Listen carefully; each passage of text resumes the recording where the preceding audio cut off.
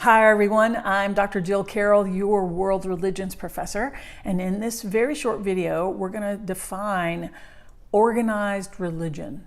What is an organized religion? You hear people say sometimes, well, I'm spiritual, I just don't believe in organized religion, or I don't want to be a part of organized religion. What is that? What's organized religion? Well, in the study of religion, we don't so much use this phrase, organized religion, but we can define it. So an organized or a so-called organized religion is a religion that has existed for a period of time in such a way that it has institutional heft. It has institutional features to it.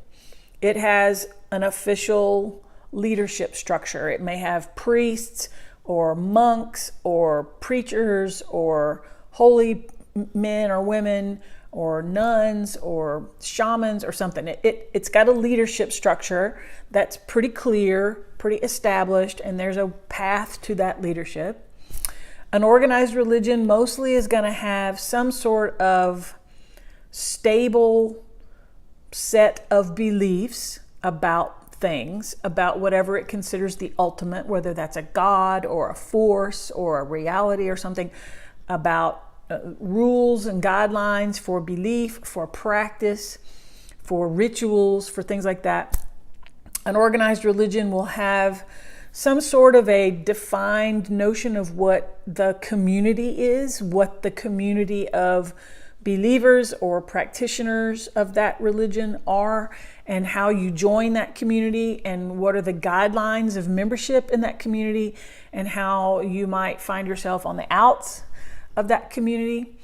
Organized religions will typically have some sort of established sacred spaces, whether it's a full-blown cathedral made of marble and granite, or it's a tiny wood structure in a forest, or whatever it is. So organized religions are religions that have some sort of institutional existence. They have leadership and sacred spaces and structures and codified beliefs. They're clear on what they believe and what they don't. They're clear on what the important practices are and what ones are not.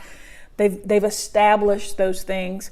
They're either preserved through rich oral tradition, or they might be written down into holy books. So what happens is you often find religions that will start out in a very unorganized way. There will be a founder or a figure, a person who inspires people and begins to gather a following. And then eventually over time, those teachings, those ideas, those stories will get passed down orally. Eventually they'll get written down maybe, and then there'll be certain practices and systematized things that come along. And then you end up with the big organized religions in the world, like Christianity and Judaism and Islam and Hinduism and all the ones that we spend our time talking about. Other times a religion can go for hundreds of years and not really be that organized.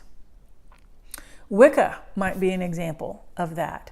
It is an old religion that sort of died away or went underground, and then in the 20th and 21st centuries has sort of come back, but not in any central organized way. It's just kind of a personal tradition it's a tradition that kind of floats along in people's personal lives and in small communities, but there's no like official statement of Wiccan belief or Wiccan doctrine, or you must practice this. These are the 3 core things or the 5 major rituals or this or that of Wicca.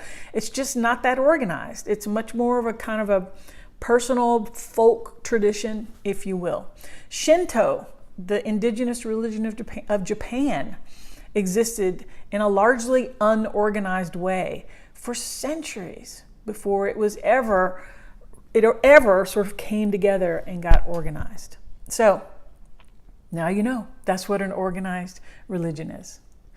Thanks for watching. I'm Dr. Jill Carroll, your world religions professor.